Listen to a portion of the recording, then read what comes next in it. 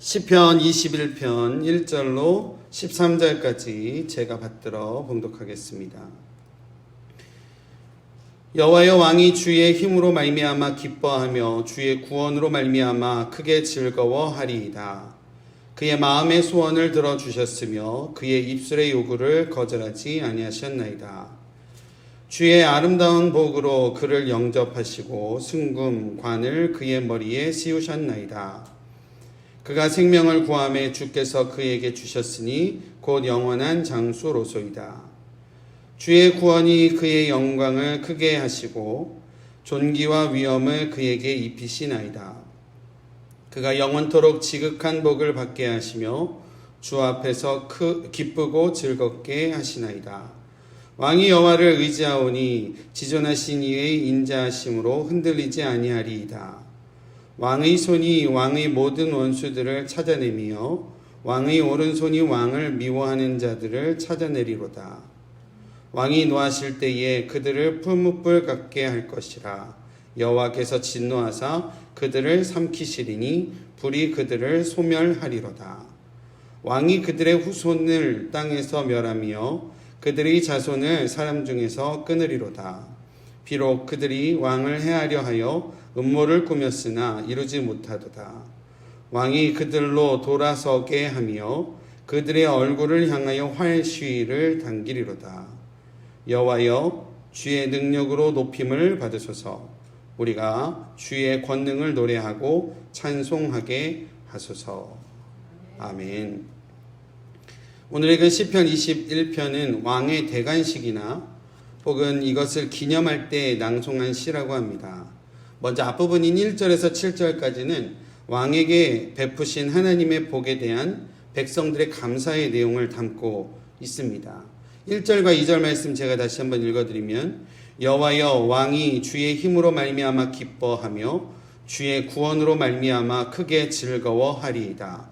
그의 마음의 소원을 들어주셨으며 그의 입술의 요구를 거절하지 아니하셨나이다 라고 하고 있습니다. 다윗은 여호와의 구원하시는 힘을 의지하고 있었습니다. 어제 읽었던 20장에 잠깐 말씀드린 대로 주의 힘은 성소 가운데 임하여 계신 하나님의 이름에서 비롯된다라고 할 수 있겠습니다. 하나님께서 구원하실 것이라는 확신을 가지고 있었던 이스라엘 백성들과 다윗 왕은 전쟁의 완전한 승리를 통하여 기뻐하고 즐거워할 수 있게 되었습니다. 오늘 이 1절하고 2절의 고백에서 우리가 눈여겨볼 수 있는 것은 단순한 승리의 사실로 기뻐함이 아닌 마음의 소원과 기도에 응답하여 이루어 주심에 대한 감사와 기쁨을 노래하고 있다라는 것입니다. 3절부터 5절까지 제가 읽어드리겠습니다. 주의 아름다운 복으로 그를 영접하시고 순금관을 그의 머리에 씌우셨나이다. 그가 생명을 구하매 주께서 그에게 주셨으니 곧 영원한 장수로소이다. 주의 구원이 그의 영광을 크게 하시고 존귀와 위엄을 그에게 입히시나이다. 아멘. 왕의 대관식에 어울리는 대목이라고 할 수 있겠습니다. 주의 아름다운 복이라는 3절의 표현은 원어적으로 조금도 손색이 없이 만족스러운 복이라고 의미한다라고 합니다. 영접하시다라는 히브리어 단어 카담은 원래 앞서가다, 만나다의 의미를 담고 있습니다. 다시 말해 하나님께서는 다윗 왕보다 먼저 앞서가셔서 조금도 손색이 없이 만족스러운 복을 예비해 두신 후 다윗을 만나 주셨다라는 고백입니다. 정금 면류관을 다윗의 머리에 씌우셨습니다. 하나님의 왕권의 대리자로서 다윗을 인정해 주시고 높여 주시는 모습입니다. 또한 하나님께서 다윗을 영원한 장수로 세우심으로써 다윗의 왕권과 왕조를 영원하게 할 것임을 약속하고 계십니다.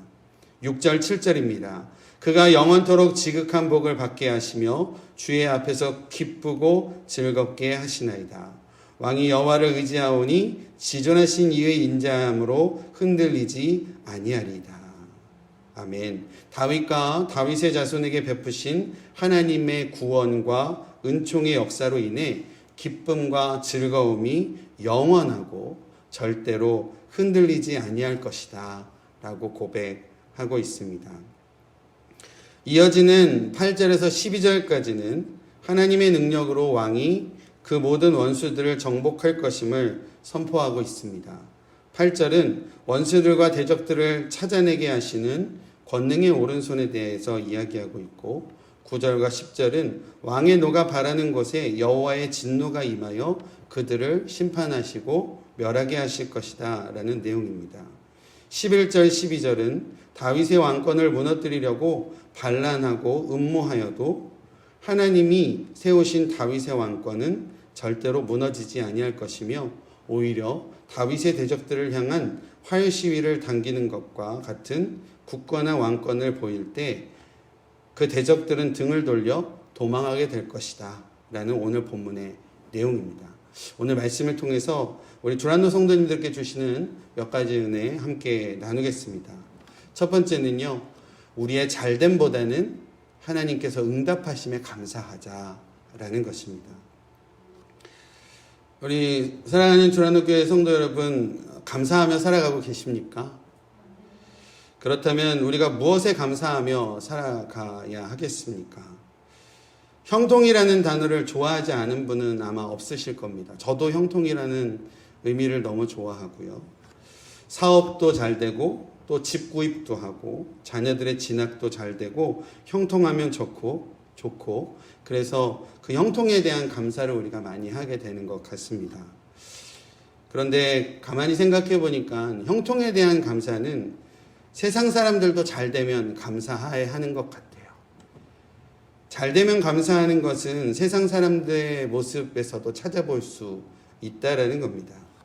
우리가 성도로서의 감사의 모습은 어떠해야 할까 생각해 보면 응답됨에 대한 감사가 있어야 되지 않나라는 생각해 보게 됩니다. 우리의 마음의 소원과 또 기도의 제목, 입술의 간구를 버리지 아니하시고 귀 기울여 들으시고 그것을 이루시고자 일하시는 하나님께 감사할 수 있는 은혜가 있으시기를 바랍니다. 단순히 내가 잘되고 복받는 것에 대한 감사가 아닌 하나님께서 나의 기도와 소원에 반응해 주시고 또 함께 해 주심에 대한 온전한 감사가 회복되어지면 조금 더 하나님의 뜻에 우리가 더 가까이 가게 되는 줄로 믿습니다. 또 하나님의 뜻을 알아가는 데에 크게 도움이 될 줄로 믿습니다. 때로는요, 하나님의 응답하심이 지체가 될 수도 있고 우리의 기도가 바뀌어 가게 되는 것을 보게 됩니다. 거룩하신 하나님의 선하신 뜻을 조금씩 더 알아가게 되는 기회가 될 것으로 믿습니다. 응답하시는 하나님, 또 우리의 기도와 간구에 귀 기울여 주시는 하나님께 감사와 영광을 올려드리는 우리 성도님들의 귀한 삶이 되어지시기를 바랍니다. 두 번째, 하나님께서 저희 가운데 주신 은혜의 말씀은 늘 우리 하나님께서는 기대 이상으로 베푸시는 하나님이시다라는 겁니다. 3절 말씀, 주의 아름다운 복으로 그를 영접하시고 순금관을 그의 머리에 씌우셨나이다 라고 하고 있는데요. 앞서 말씀드린 것처럼 여기서 영접하시다라는 히브리어 단어의 원래 뜻이 앞서 만나다, 앞서다, 만나다의 의미라고 합니다. 하나님께서 다윗 왕보다 먼저 앞서가셔서 하나님의 조금도 손색이 없으신 만족스러운 복으로 예비해 두신다라는 겁니다. 우리 하나님께서도 늘 우리보다 앞서 우리에게 가장 좋은 것으로 허락하시는 하나님이신 줄 믿습니다. 아들 이삭을 바치기 위하여 모리아산에 오르는 아브라함을 위하여 하나님께서는 순양을 준비해 두신 하나님이셨습니다. 가나안 지역의 흉년에 이스라엘 자손을 구원하시기 위해 애굽의 총리로서의 요셉의 이야기를 준비해 두신 하나님이셨습니다. 출애굽한 이스라엘의 수많은 송사들을 홀로 감당할 수 도저히 없었던 모세를 위하여 미디안의 제사장인 이드로를 모세의 장인으로 준비해 두셨던 하나님이셨습니다. 우리 하나님은요, 늘 저와 여러분들보다 먼저 일하시는 하나님이십니다. 우리에게 가장 알맞은 것으로 준비하여 허락하신다는 사실을 우리가 기억하고 하나님의 일하심에 또 하나님의 뜻에 순종하여 나아가시는 은혜의 삶을 살아가시기를 바랍니다. 마지막으로 하나님께서 주시는 말씀은 잊지 말자라는 겁니다. 시편 21편을 읽으면서요, 느껴지는 것은 이 시를 고백하는, 그리고 이 시의 중심에 있는 다윗 왕에게 자랑할 것은 우리 주님밖에 없었다라는 사실입니다. 주님께서 왕에게 관을 씌워주시고 주님께서 그 왕을 영원한 장수로 세워주시고 주님께서 그를 구원해 주셨습니다. 주님께서 그에게 지극한 복을 주셨고 흔들리지 않게 해주셨으며 원수를 찾아 멸하여 주셨습니다. 또 왕을 향한 음모들도 이루지 못하도록 하나님께서 막아 주셨습니다.